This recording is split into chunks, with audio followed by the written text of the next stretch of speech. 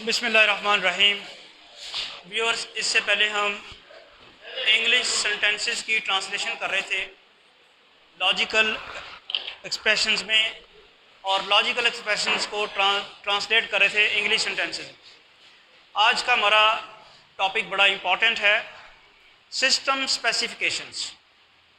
System specification में भी translating English sentences बड़ा वाइटल रोल प्ले करती है। और पहले मैं थोड़ा सा आपको सिस्टम स्पेसिफिकेशंस के बारे में बताऊं कि सिस्टम स्पेसिफिकेशन से क्या मुराद है। और सिस्टम स्पेसिफिकेशन दो तरह की होती हैं, consistent system specifications and inconsistent system specifications. अभी हम जैसे आगे पढ़ेंगे तो आप देखेंगे कि जो अभी आपने ट्रांसलेटिंग इंग्लिश सेंटेंसेस को लॉजिकल एक्सप्रेशन में करना सीखा, वो कितना इम्पॉर्टेंट यहाँ पे रोल प्ले करेगा। अब सिस्टम स्पेसिफिकेशंस का जो तल्लक है वो बेसिकली आपके सिस्टम एनवायरनमेंट के साथ है, हार्डवेयर और सॉफ्टवेयर के साथ। छोटी सी एग्जांपल मैं देता हूँ। आप मेमोरी कार्ड लेते हैं और मेमोरी कार्ड की कैपेसिटी डिफरेंट होती है। फर्ज करें आपने 64 GB का मेमोरी कार्ड लिया। एक स्टेटमेंट आ गई है कि आपका मेमोरी कार्ड 64 GB का है। एक स्टेटमेंट आ गई है कि आपने उसमें हार्डवेयर हार्डवेयर जो है वो 80 GB की इंस्टॉल कर ली है। तो ये कॉन्फ्लिक्ट है। आपका जो मेमोरी कार्ड है वो इजाज़त ही नहीं देता कि बियॉन्ड द कैपेसिटी कोई चीज़ उसमें स्टोरेज हो सके। ये कॉन्फ्लिक्ट हो गया। ये सिस्टम स्पेसिफिकेशन जो है इनकंसिस्टेंट होगी, ये कभी वर्केबल नहीं होगी। यानी एक छोटी सी एग्जांपल, मैम ये तो एक एग्जांपल ही और बहुत सारी एग्जांपल चलेंगी। मेमोरी कार्ड की जो कैपेसिटी है उससे ज़्यादा की स्टोरेज जो है उसमें करना होगा ही नहीं, तो वो क्या कहलाएगा, इनकंसिस्टेंट सिस्टम स्पेसिफिकेशन, जो कि वैलिड नहीं होती। ठीक है, जो कि आपको कॉन्फ्लिक्ट क्रिएट करती है। और कंसिस्टेंट सिस्टम स्पेसिफिकेशंस क्या होगी, जो कॉन्फ्लिक्ट रेज नहीं करती। वही 64 GB का कार्ड है और बड़े आराम से आप 50 GB की 40 GB की कोई प्रोग्राम उसमें स्टोर करना चाह रहे हैं, वो हो जाएगा बड़े आराम से, उसको प्रॉब्लम नहीं होगी। तो दो तीन चीज़ें आपको पता चलेंगी कि सिस्टम स्पेसिफिकेशन का तल्लक क्या है। ऐसी स्पेसिफिकेशंस, ऐसे सेंटेंसेस, ऐसे एक्सप्रेशंस जिनका आपके हार्डवेयर या सॉफ्टवेयर के साथ तल्लुक हो। अभी जो हम एग्जांपल ले रहे थे वहाँ कोई ऐसी बात नहीं थी। अब हमारा जो हम लेंगे स्टेटमेंट्स, उनका तल्लुक हार्डवेयर और सॉफ्टवेयर से होगा और उनमें कंसिस्टेंसी और इनकंसिस्टेंसी देखनी होगी। और हम अभी देखेंगे कि किस तरह से जो इंग्लिश सेंटेंसेस को आपने कन्वर्ट करना सीखा था लॉजिकल एक्सप्रेशन में, इसी तरह सिस्टम स्पेसिफिकेशन को आप लॉजिकल एक्सप्रेशन में कन्वर्ट करने के बाद उसकी कंसिस्टेंसी पता करेंगे कि कंसिस्टेंट है कि नहीं है। ये तो मैंने दो दी है ना, 3 4 5 भी हो सकती हैं। तो उनको ज़रा डिस्कस करते हैं। कोई एक आध क्वेश्चन यहाँ लिखते हैं और फिर उसको डिस्कस करते हैं।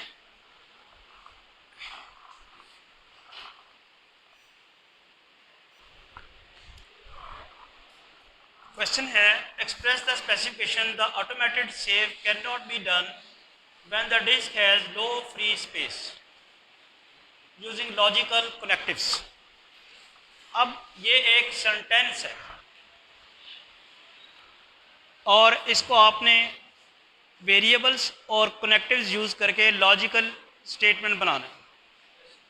और बात क्या है इसकी, इस सेंटेंस की और क्या बात है, ये सिस्टम स्पेसिफिकेशन इस सेंटेंस में आपको नज़र आ रहा है। क्या कह रहा है वो, आप जब सिस्टम पे काम कर रहे होते हैं तो आपकी हार्ड ड्राइव या जो भी आप यहाँ पे वो USB यूज़ कर रहे हैं, अगर ऑटो सेव आपने लगाया हुआ है तो वो ऑटो सेव करती जाती है।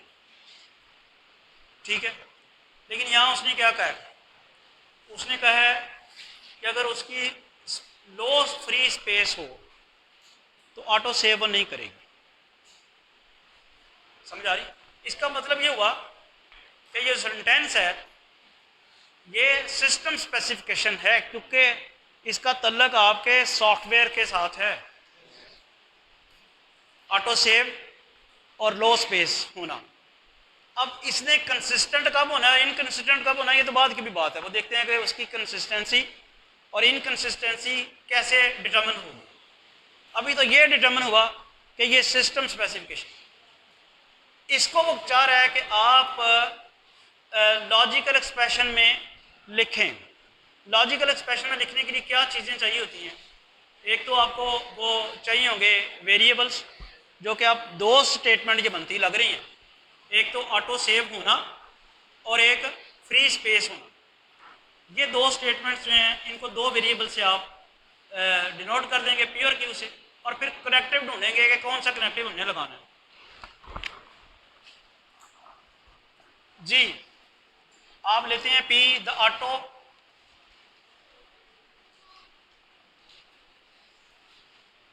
Automated save can be done. Can not ना लें, जो स्टेटमेंट लेते हैं आप वो आप निगेशन में ना लें। जब आपने उसको लॉजिकल एक्सप्रेशन में कन्वर्ट करना तो फिर उसका निगेशन लगा लेंगे, लेकिन निगेशन में लें ना आप, क्योंकि आप ये ना लें कि P is the automated save can not be done, इसको P ना लें, इसको हम निगेट कर लेंगे, फिर निगेशन P लगा लेंगे। P सीधी सीधा सेंटेंस है, और Q क्या है? The disk has low free space.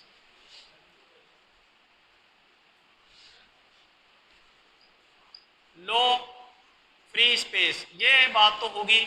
आपने जो सेंटेंस जो स्पेसिफिकेशन दी हुई है उसको देख के दो स्टेटमेंट्स सपोज तो कर लिए पी और क्यू। आप जो अज्यूम करते हैं ना उन निगेशन फ्री स्टेटमेंट्स अज्यूम किया करें, चाहे आपके सेंटेंस में निगेशन मौजूद है, ठीक है, आप निगेशन फ्री अज्यूम करने के बाद उसको निगेट कर लें। अब जी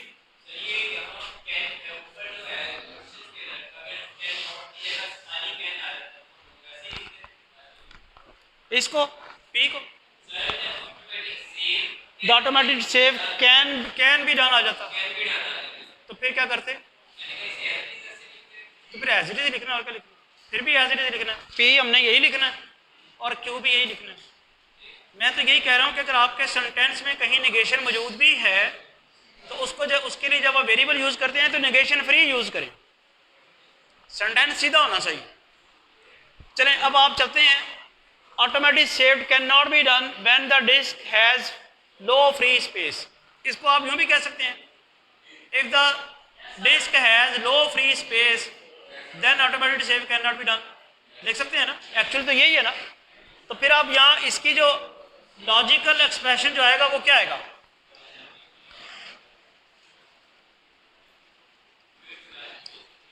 जी, इफ द डिस्क, ये Q इंप्लाइज निगेशन P, ये यही हुआ ना। If the disk has low free space then automated save can not be done, ये आ गया। आपने जो सिस्टम स्पेसिफिकेशन है उसको आपने लॉजिकल एक्सप्रेशन में कन्वर्ट कर दिया। नेक्स्ट हमारे पास तीन सिस्टम स्पेसिफिकेशंस हैं। Determine whether the system specifications are consistent. अब ये ज़रा ध्यान से समझ लें, टाइम भी हमारा थोड़ा रह गया लेक्चर का, तो इसको ज़रा अंडरस्टैंड कर लें। The voice message is stored और it is retransmitted. The voice message is not stored, the voice message is stored then it is retransmitted. अब आप ये जो तीन सिस्टम स्पेसिफिकेशंस हैं ये किन दो स्टेटमेंट से मिलके बन रही हैं, ज़रा बताएंगे? The voice message is stored, और क्यू क्या है? The voice message is रीट्रांसमिटेड।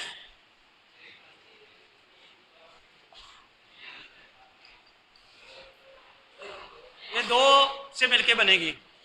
अब हम जरा पहली बनाते हैं। तो पहली क्या है? The voice message is stored और इट इज रीट्रांसमिटेड। पहली आ गई पी और Q. The voice message is not negation P. The voice message is stored. If the voice message is stored, P implies Q. यही है ना? If the voice message is stored, then it is retransmitted. ये आ गया। अब बेटा आपने करना ये है कि आपने ट्रूथ टेबल बनाना है। ये जो तीन वो तो सीधी सीधी है।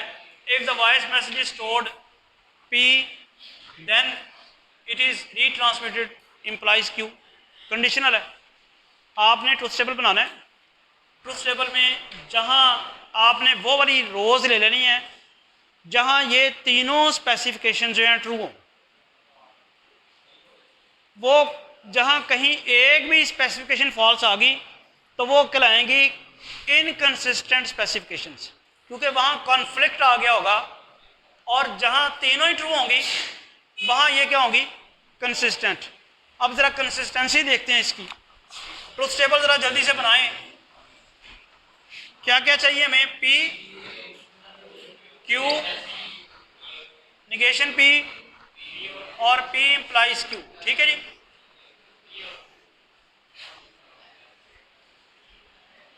True true, true false, false true, false false.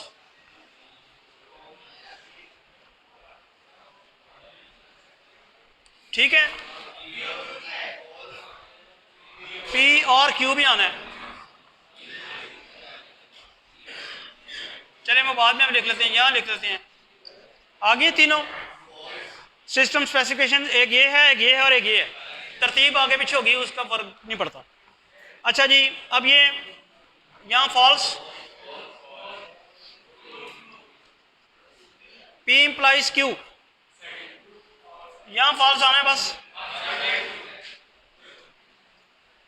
और P और Q